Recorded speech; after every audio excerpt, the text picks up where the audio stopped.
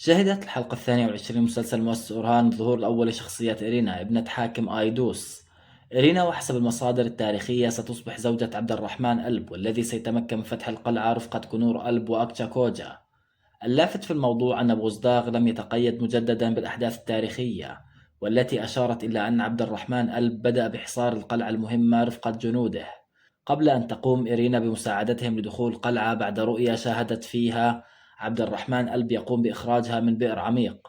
وبدلا من ذلك يبدو أن بوزداغ قرر أن يقدم لنا سيناريو مختلف كليا عن هذه الرواية، ولم يكتفي بذلك بل شاهدنا ظهور شخصيتي كنور ألب وأكتشا كوجا من جديد، لكن ظهر ممثلين جدد كبار في السن، ومن الواضح أنه سيتم تهميشهم بعض الشيء، في حين كان المتابعين يمنون النفس بعودة الممثل بيرك أرشار من جديد للمسلسل من أجل أن يقوم بلعب شخصية كنور ألب من جديد، لكن هذا الأمر لم يحدث للأسف.